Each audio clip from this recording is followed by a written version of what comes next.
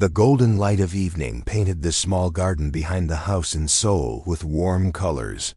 8-year-old Nari sat cross-legged on the wooden bench her grandfather had built years ago. She watched the sun slowly disappear behind the tall buildings of the city. Orange and pink colors spread across the sky like paint on a canvas. Her grandfather Kyung worked quietly among his tomato plants. His weathered hands moved carefully as he tied the growing vines to their wooden stakes. At 72 years old, he had spent most of his life looking up at the stars through telescopes. Now he found peace in making things grow in the earth. Nari tilted her head back and squinted at the bright ball of fire hanging low in the sky. She had been thinking about this question for days. It started when her teacher at school explained that the sun was actually a star, just like the tiny dots of light she saw at night. But that explanation only made her more curious. "Grandfather," she said, her voice cutting through the peaceful evening air, "why does the sun shine so bright? What makes it want to give us light every day?" Kyung stopped tying his plants. He looked over at his granddaughter, seeing something in her dark eyes that made him pause. This was not the usual question children asked about the sun. Most kids wanted to know how hot it was or how far away. But Nari was asking something deeper. She was asking about purpose.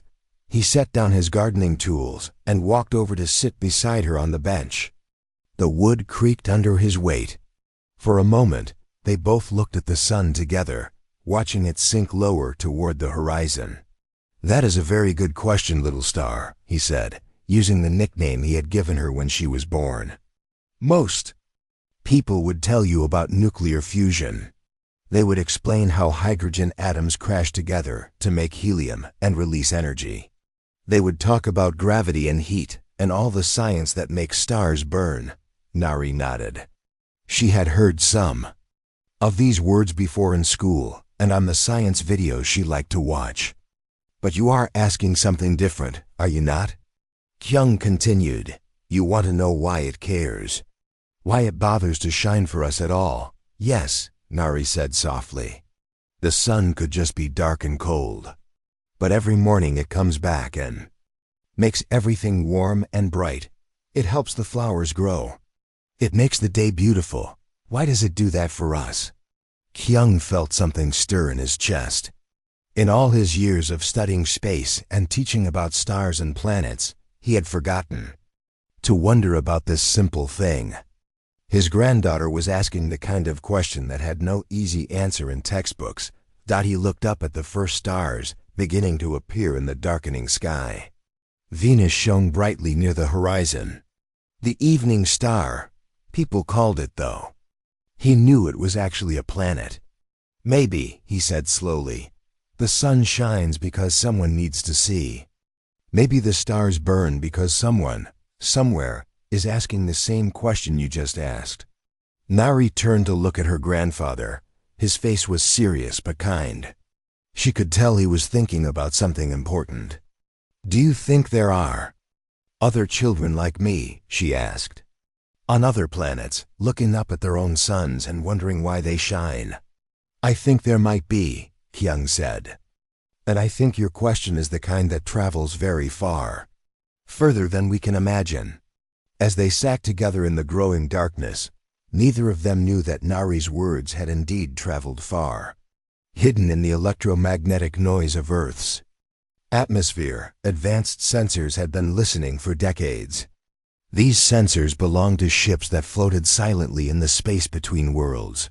Watching and waiting. The beings who operated these sensors had heard many things from Earth over the years. They had listened to radio broadcasts and television signals.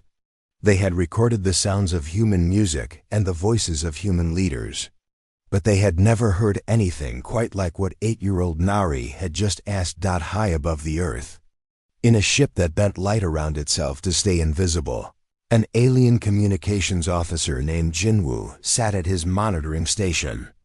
He was human too, though he had left Earth over 200 years ago when the first secret colonies were established among the stars. His job was to watch his former homeworld and report on its progress. Jinwoo had been doing this work for so long that most human voices blended together into background noise. Political speeches, news reports, casual conversations, they all sounded the same after a while. But something about the little girl's question made him stop and listen more. Carefully, he played the recording again. The child's voice was clear and filled with genuine wonder. She was not asking how the sun worked. She was asking why it chose to work at all. Why it cared enough to keep shining for the small blue world that needed its light. Jinwoo had heard. Thousands of human children asked questions about space and stars. Most wanted to know about rocket ships or aliens, or whether they could visit other planets someday. But this child was asking about purpose and meaning in the universe itself. He marked the recording as priority, level 1, and sent it through the quantum communication network that connected all the monitoring stations throughout the galaxy. Within minutes, beings across dozens of star systems would hear what Nari had asked. Back in the garden, Nari and Kyung watched the sky grow darker. More stars appeared, tiny points of light scattered across the black canvas above them. The air was getting cooler, and they could hear the sounds of the city settling into evening routines. "Grandfather," Nari said, "do you think the stars can hear us when we talk to them?" Kyung smiled. "What would you say to them if they could?" Nari thought for a moment. "I would say thank you for being so beautiful, and I would ask them to keep shining because the universe is prettier with light in it." That night, after Nari had gone to bed, Kyung sat alone in his garden for a long time. He looked up at the stars and thought about his granddaughter's questions. As a scientist, he had spent his career measuring distances and calculating temperatures and studying the mechanics of how things worked in space. But Nari had reminded him of something he had forgotten. She had reminded him how to wonder not just about how, but about why. Why the universe seemed to care about beauty. Why it seemed to want life to exist and grow and ask questions about itself. He made a decision that night. Tomorrow he would take Nari to the old observatory where he used to work. He would show her the telescopes and let her look through them at distant worlds. Maybe together they could find more questions worth asking. Far above them, in ships they could not see, beings from across the galaxy were listening to recordings of a little girl's voice. They were asking themselves questions they had not considered in thousands of years.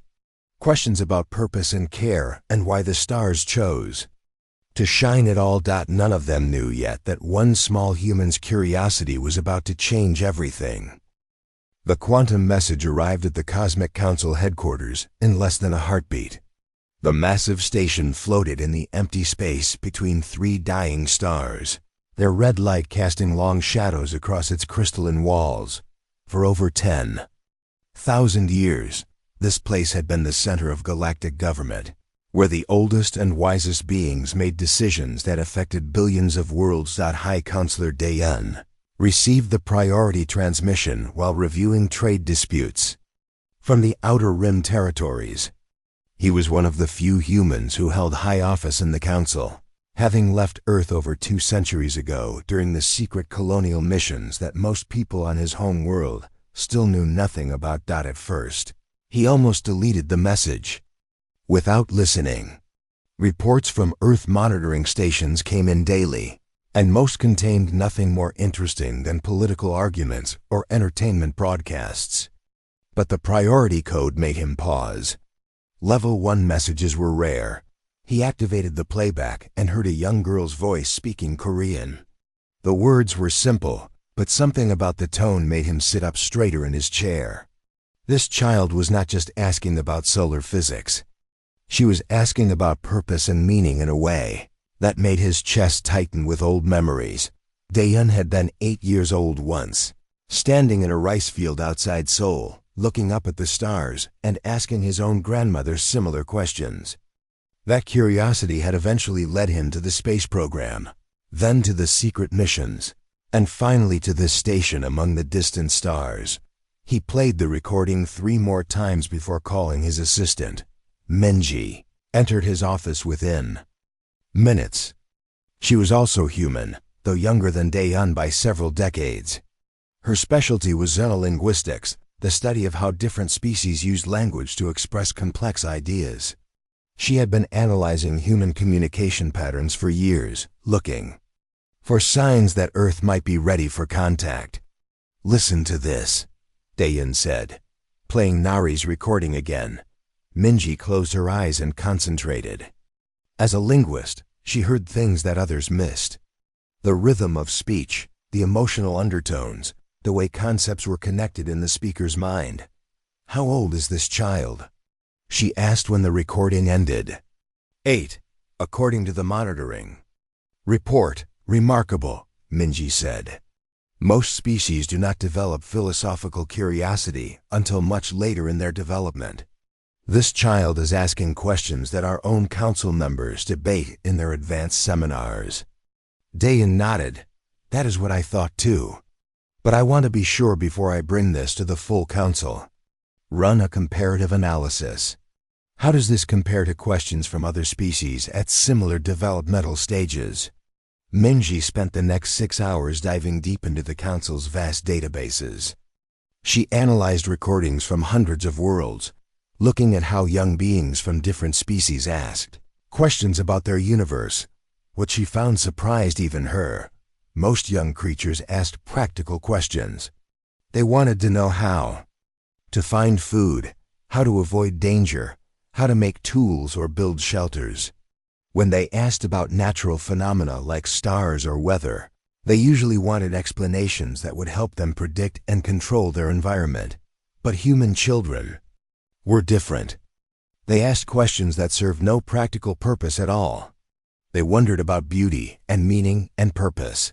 They wanted to understand not just how things worked, but why they existed in the first place. And this particular child's question was special even among humans. Nari was not just wondering about the sun's mechanics. She was attributing intention and care to a ball of burning gas 93 million miles away. She was seeing the universe as something that chose to be beautiful and nurturing rather than cold and empty. Minji compiled her findings and brought them to Dae-yun the next morning. "This is unprecedented," she said, spreading her data across his desk display. "No other species shows this level of meaning-seeking behavior at such a young age. And the emotional resonance of the question is remarkable. When I ran it through our empathy analyzers, it registered responses from species that typically show no interest in non-tactical communication." Dae-yun studied the charts and graphs, but his attention kept returning to the simple audio file of a little girl talking to her grandfather in a garden.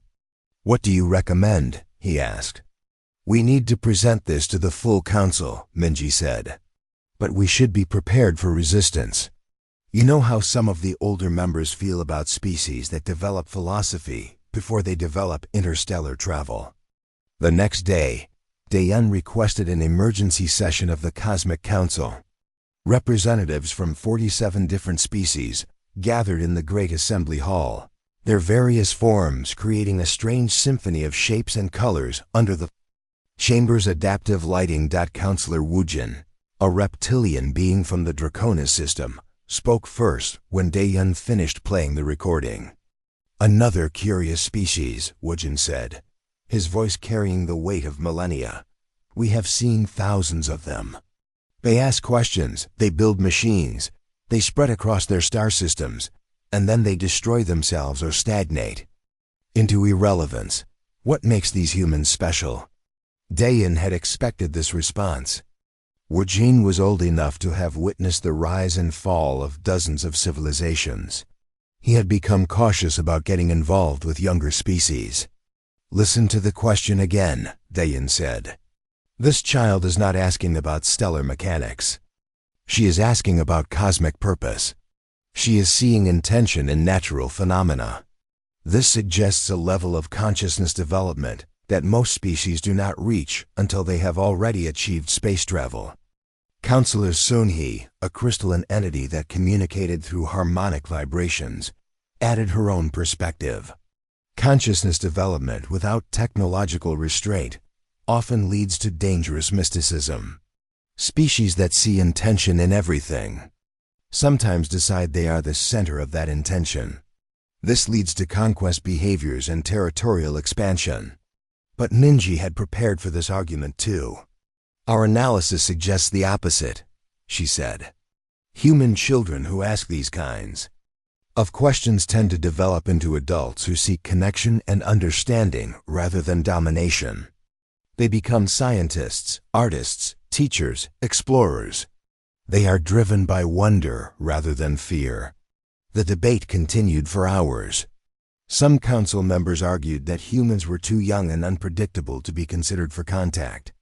Others worried that human curiosity might be dangerous if not properly guided. Finally, the ancient counselor Hyung-soo, who had been silent throughout the discussion, spoke. His species had evolved beyond physical form millions of years ago, existing now as pure consciousness housed in energy matrices. I propose a test, he said, his words appearing as light patterns in the air. Let us observe how these humans respond to subtle signs that they are not alone. If their curiosity leads them toward wisdom and cooperation, we will know they are ready. If it leads them toward fear and aggression, we will know to wait. The vote was close, but the proposal passed. The council would begin what they called the Resonance Protocol, a careful series of cosmic phenomena designed to see how humanity would react to evidence that the universe might be more purposeful than they had imagined. Dayan felt both excitement and worry as the session ended. He had pushed for this opportunity, but now he wondered if his own species was truly ready for what might come next. That night, he stood alone on the observation deck of the council station, looking out at the vast star field beyond. Somewhere among those distant points of light was a small blue world where a little girl had asked a question that was about to change everything. He whispered a prayer to whatever cosmic forces might be listening, asking them to help his people prove worthy of the curiosity that made them special. Because he knew that this test would determine not just humanity's future among the stars, but whether they would have a future at all. 5 years had passed since that evening in the garden when Nari first asked her grandfather about the sun.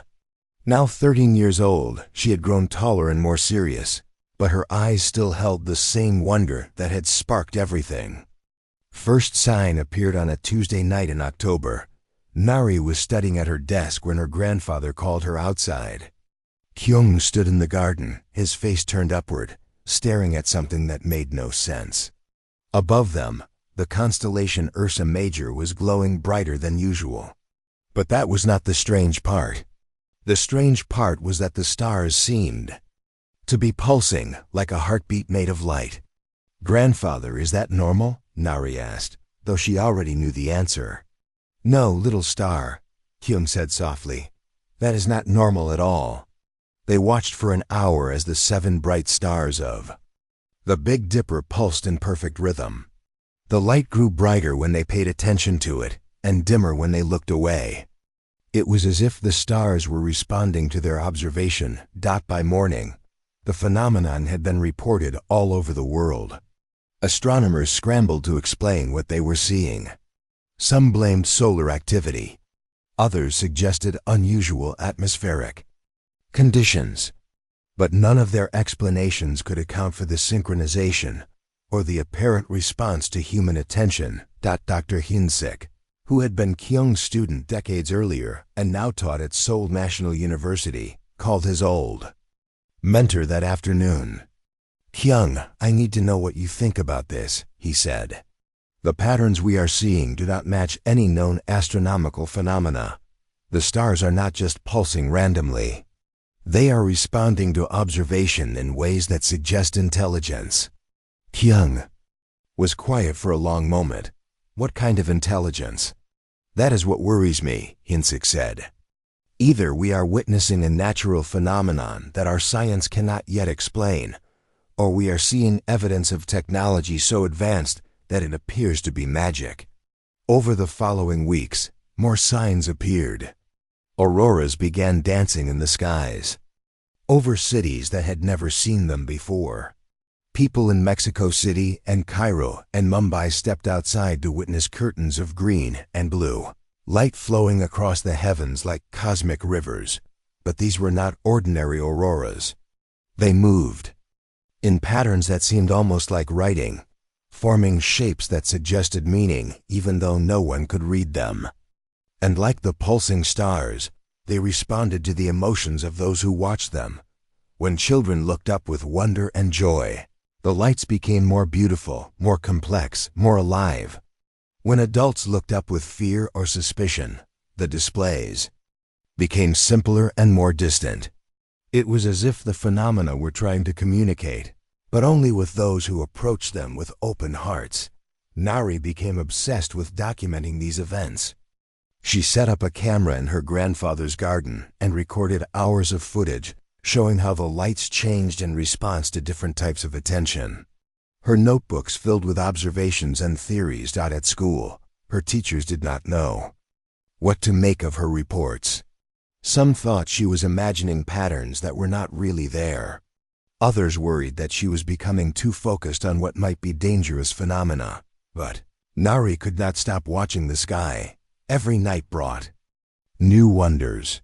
Stars that had been stable for thousands of years began varying their brightness in complex rhythms. Planets seemed to shift their positions in ways that defied orbital mechanics. And always, the phenomena were most beautiful when observed with curiosity rather than fear. The scientific community was divided. Some researchers insisted that all the observations could be explained by unknown but natural causes. Others began to whisper up the possibility that someone was trying to communicate with EARTH. Dr. Hunsik found himself in the second group. He had been analyzing the data for months, and the patterns were too complex and too responsive to be natural. Something was creating these displays, and that something was paying attention to how humans reacted to them. He decided to bring Nari into his research. Despite her young age, she had the most complete record of observations, and her theories about the phenomena responding to emotion were proving accurate. "I think someone is trying to talk to us," Nari told him during their first meeting in his university office. "But not with words. They are talking with beauty and wonder. They want to see if we understand the language of awe." Hyunsik was impressed by her insight. "What do you think they want to know about us?" "They want to know if we are the kind of people who can see magic and feel grateful instead of afraid," Nari said. "They want to know if we will reach toward something beautiful even when we do not understand it." That night, Nari made a decision that would change everything. She stood in her grandfather's garden, looking up at the stars that had been pulsing for months, and she spoke aloud to whatever might be listening. "If you are really there," she said, "I want you to know that we see you. We see your lights and your patterns and your beauty. We do not understand what you are trying to say, but we are listening. We are grateful that you think we are worth talking to." Above her, the stars began to pulse faster, brighter, more joyfully than they ever had before. In cities around the world, people who had been watching the sky for months suddenly saw the same thing. The lights were not just random phenomena. They were responses. Something vast and intelligent was celebrating the fact that at least one human child had recognized the conversation for what it was. Radio telescopes around the world began picking up new signals that night. Not the random noise of space, but organized patterns that sounded almost like music. The signals were coming from the direction of the constellation Lyra, 40 light-years away, but they were reaching Earth in real time. As if distance meant nothing to whoever was sending them, Nari's grandfather found her still standing in the garden at midnight, tears streaming down her face as she watched the most beautiful light show in human history unfold above them. "They heard me, grandfather," she whispered. "They heard me, and they are happy." Kyung put his arm around his granddaughter and watched the sky dance with joy. He had spent his life studying the stars, but he had never imagined that they might be studying him back. Now, at 77 years old, he was witnessing the most important moment in human history. And it was happening because a little girl had learned to speak the language of wonder. The signs in the sky continued for weeks, growing more complex and more beautiful each night. Scientists around the world began to accept what many had suspected. Earth was not alone, and someone was trying to determine whether humanity was ready for a larger conversation. The test was simple. Could humans look at the unknown and see beauty instead of threat? Could they respond to mystery with curiosity instead of fear? Could they recognize that the universe might be more alive and more caring than they had ever imagined? Nari had given the right answer. Now the question was whether the rest of humanity would follow her example. High above the earth, in ships that bent space around themselves to remain invisible, beings from across the galaxy watched and waited. The first phase of the test was complete. Soon, it would be time for the next step. The child who had asked why the sun shines was about to learn that her question had been heard by more listeners than she could possibly imagine. Nari was 18 years old when the voice first spoke to her mind.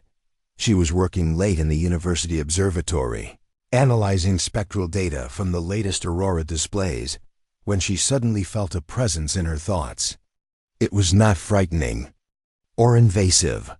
Instead, it felt like a gentle hand being placed on her shoulder by someone who cared about her. "Hello, Nari," the voice said, speaking Korean with perfect pronunciation. "My name is Daeun. I have been watching you and your world for a very long time." Nari set down her pen and looked around the empty observatory. She was alone, but the voice was as clear as if someone was sitting beside her. "Are you in my head?" she asked quietly. "In a way, yes," Daeun replied. "But I am also very far away. I am speaking to you from a place among the stars. I was born on Earth, like you, but I left many years ago. I have been waiting for the right time to make contact." Nari felt her heart racing, but not with fear. This was the moment she had been hoping for since she first saw the lights in the sky. "You are the one behind the star patterns," she said. "You and others like you." "Yes," Daeun confirmed. "Though I am not exactly like the others, I am human, as you are. I left Earth over 200 years ago, when humans first learned to travel between the stars in secret. I have been serving as Earth's advocate in the galactic community." "Galactic community?" Nari whispered. "There are many species among the stars, Nari. They have been watching Earth for a long time, trying to decide whether humans are ready to join them. Your question, the one you asked your grandfather 5 years ago, started a great debate about your people." Nari remembered that evening in the garden perfectly. She had asked why the sun chose to shine, why it cared enough to give light and warmth to their small world. "How could you hear that?" she asked. "We have been monitoring Earth's communications for decades," Daeun explained. "But most of what we hear is ordinary conversation about ordinary things. Your question was different. It showed a kind of thinking that is rare in the galaxy. You were asking about purpose and meaning, not just mechanics." Over the following nights, Daeun told Nari about the Cosmic Council and the test humanity had been undergoing.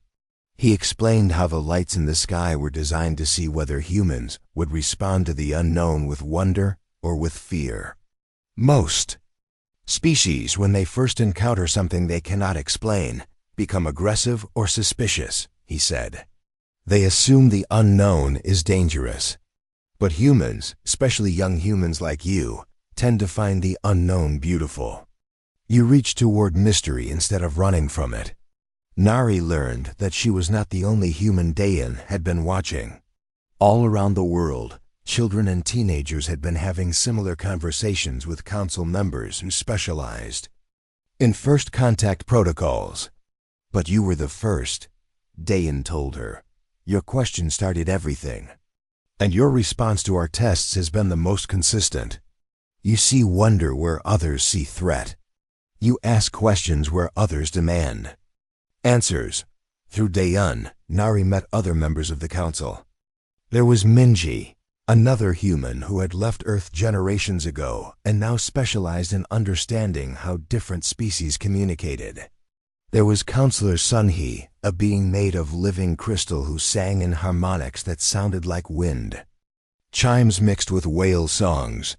Most surprising was Counselor Hyung-soo, who existed as pure consciousness and spoke by creating patterns of light in Nari's mind. He had been alive for millions of years and had watched countless species evolve from simple curiosity to galactic citizenship.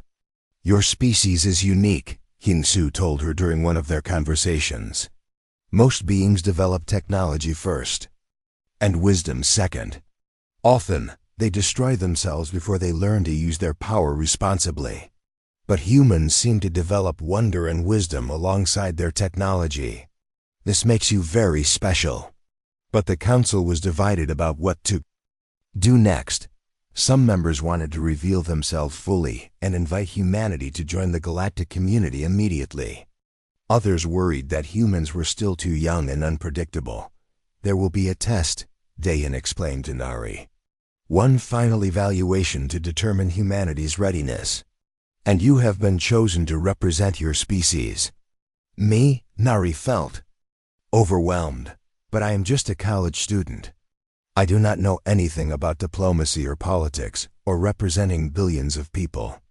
"That is exactly why you were chosen," Minji said, joining their conversation. "You are not a politician or a military leader or a scientist trying to prove theories. You are simply a human who asks beautiful questions and sees wonder in the universe. That is what makes your species special, and that is what we need to evaluate." The council wanted Nari to come to their station, a massive structure floating in space near the constellation Lyra. She would speak for humanity before the assembled representatives of 47 different species. "What will I say?" she asked. "Whatever comes from your heart," Dayan replied. "The same honesty that led you to ask why the sun shines. The same curiosity that made you see beauty in our lights instead of danger. Be yourself and trust that. Who you are is exactly what the galaxy needs to see." Nari spent weeks preparing for the journey. She read everything she could find about the council species, studied their histories and cultures, tried to understand their perspectives on humanity. But every time she practiced what she might say, her words felt wrong. Too formal, too careful. Too much like what she thought they wanted to hear instead of what she actually believed. Finally, her grandfather gave her advice that changed everything.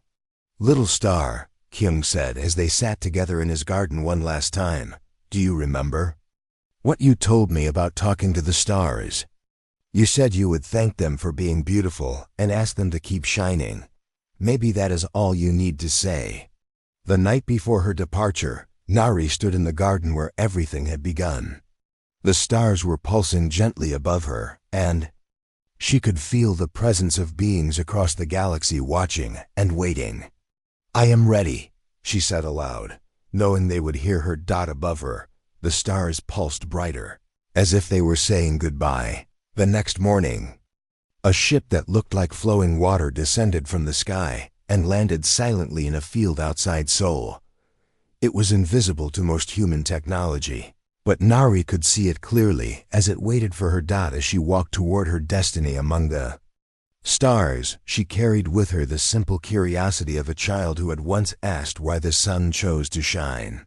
That question had traveled across the galaxy and changed the course of history. Now, it was time to see if her answer would be enough to secure humanity's place among the stars. Dr. Hyunsik and her grandfather watched from a distance as Nari disappeared into the ship. Within moments it was gone, carrying Earth's first ambassador toward a meeting that would determine the future of the human race. In her pocket, Nari carried a photograph of herself as an 8-year-old, sitting in the garden and looking up at the sky with pure wonder. She hoped that when the council looked at her, they would see not just who she had become, but who she had always been. A child who believed the universe was beautiful and wanted to understand why. The council chamber was unlike anything Nari had ever imagined. The walls seemed to be made of space itself, with stars and galaxies swirling in the darkness beyond. Representatives from 47 different species sat in arrangements that accommodated their various forms, some in chairs, some floating in energy fields, others existing as patterns of light that danced through the air. Nari stood in the center of the vast room, feeling very small and very young. The weight of representing all humanity pressed down on her shoulders like a heavy blanket. Every being in this chamber was older and wiser than her. Many had lived for thousands of years. Some had existed since before humans had even developed. Language. High Counselor Dahan sat at the central podium, his familiar presence offering some comfort in this alien place. But even he looked formal and distant in his official robes, nothing like the gentle voice that had spoken to her mind during their private conversations. "Nari of Earth," Dahan said, his voice echoing through the chamber, "you stand before the Cosmic Council as the first representative of humanity. The question you asked as a child has led to this moment. Your species' future among the stars depends on how you speak for them today."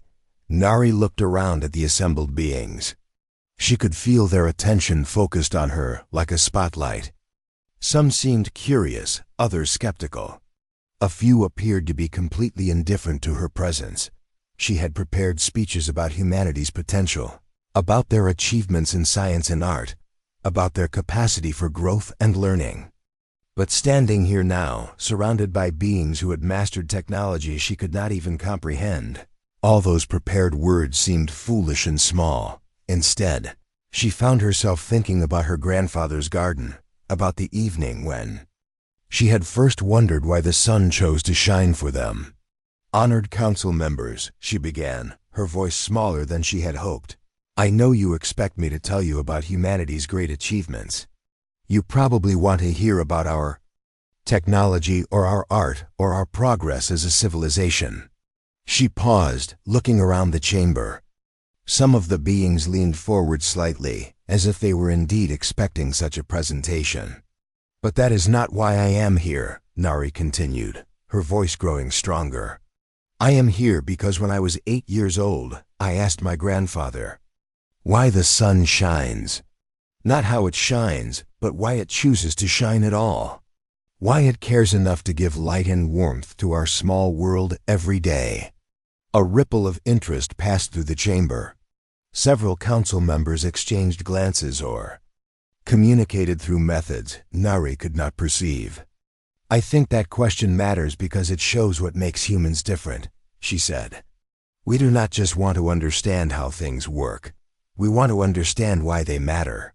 We want to know if the universe cares about us, if there is purpose and meaning in the beautiful things we see." Nari looked directly at Counselor Sunhee, the crystalline being who had initially opposed human contact. "If you accept us into your community, I know we will learn amazing things from you. We will grow and change and become better than we are now. But I hope we will still be allowed to wonder. I hope we will still be allowed to ask why the universe is so beautiful, even if we never find a complete answer." "And what if we told you that there is no answer?" asked Counselor Woojin, the ancient reptilian being whose species had survived the destruction of 3 home worlds. "What if the universe is simply physics and chemistry, with no deeper purpose or meaning?" Nari smiled, and for the first time since entering the chamber, she felt completely at peace. "Then I would ask why physics and chemistry chose to arrange themselves in ways that create sunsets and flowers and the laughter of children," she said. "I would ask why the laws of nature seem to enjoy making beautiful things. And I would keep asking until I found someone who wanted to wonder about it with me." The chamber fell silent. Nari could feel the weight of 47 different forms of intelligence considering her words. Counselor Sunhee was the first to speak. Her crystalline form began to emit harmonics that translated as words through the chamber's communication system. "In all our eons of existence, we have accumulated vast knowledge," she said. "We have mapped galaxies, understood the deepest laws, of physics, mastered technologies that can reshape reality itself. But this human child reminds us of something we had forgotten. She reminds us that questions are more precious than answers. She reminds us how to wonder, added Counselor Him-Su, his consciousness creating patterns of light that filled the chamber with warm colors. We have become so focused on what we know that we forgot the joy of not knowing. One by one, the council members began to speak. The delegate from the Centauri system talked about how her people had lost their curiosity after achieving perfect technological control over their environment. The representative from the Andromeda colonies mentioned how their species had stopped asking philosophical questions once they had conquered death itself. "This human shows us what we have lost," said a being whose species existed as pure energy. "She shows us that the journey of wondering is more important than the destination of knowing." Finally, Dayan called for the formal vote.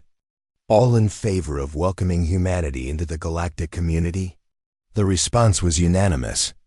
Every single council member voted yes, but as the chamber filled with sounds of approval from dozens of different species, something unexpected began to happen. The space station's central star, a massive blue giant that provided power for the entire structure, began to pulse with increasing brightness. At first, the council members thought it was a malfunction.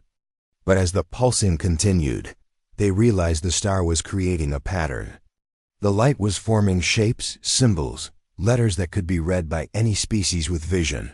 The star was writing, slowly, carefully. The massive ball of nuclear fire began to spell out words in the ancient script of light that all galactic civilizations could understand. Letter by letter, the star wrote a name across the cosmos. The council chamber erupted in amazement. In all their recorded history, they had never seen a star respond to conscious intention. Stars were vast fusion reactors, not intelligent beings. They could be controlled by sufficiently advanced technology, but they could not choose to act on their own. Yet here was a star, writing the name of a human child across space with letters made of pure stellar energy. "How is this possible?" whispered Minji. "Maybe," said Nari, her voice filled with the same wonder she had felt as a child. "The universe has been trying to answer our questions all along. Maybe the stars have always been writing messages for us, and we just never learned how to read them." As the star finished writing her name, the light began to spread. Other stars throughout the galaxy began to pulse in response, creating a network of light that connected solar systems across thousands of light years. From Earth, the display was visible to the naked eye. Kyung stood in his garden, tears streaming down his face as he watched his granddaughter's name written in fire across the night sky. Children around the world pointed upward, seeing the letters blazing above them, and began asking their own questions about what wonders awaited them among the stars. The council voted to grant humanity a unique role in galactic civilization. They would be the questioners, the beings whose job it was to help other species remember how to wonder.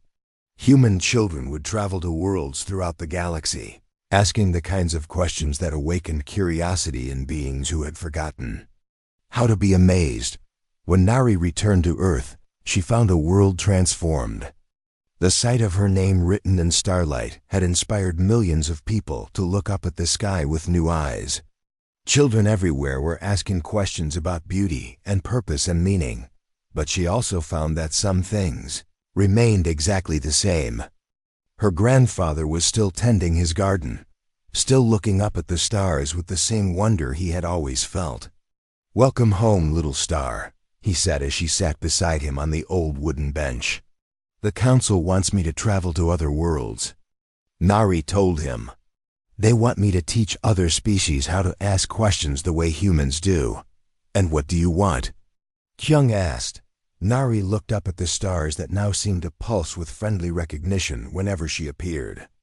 She thought about all the worlds she would visit, all the beings she would meet, all the questions she would help them discover. "I want to keep wondering," she said. "I want to ask why the universe chose to be so beautiful, and I want to find others who love that question as much as I do." That night, as grandfather and granddaughter sat together under a sky full of stars that seemed to dance just for them, a new child approached the garden gate. She was perhaps 7 years old, with curious eyes and a question that had been bothering her all day. "Excuse me," the child said to Nari, "but why do the stars write messages for us? What makes them want to talk to people like you and me?" Nari smiled and made room for the child on the bench. It was the same question she had asked years ago, just in different words. The same beautiful, impossible, wonderful question that had started everything. "That is a very good question," she said, using the same words her grandfather had used with her. "What do you think the answer might be?" Above them, the stars pulsed a little brighter, as if they were listening to another human child begin the journey of wonder that connected all curious minds across the cosmos. The universe had indeed written back to the child who asked why the sun shines, and its answer was written in light across every star in the galaxy, because someone, somewhere, is always asking beautiful questions, and beautiful questions deserve beautiful answers.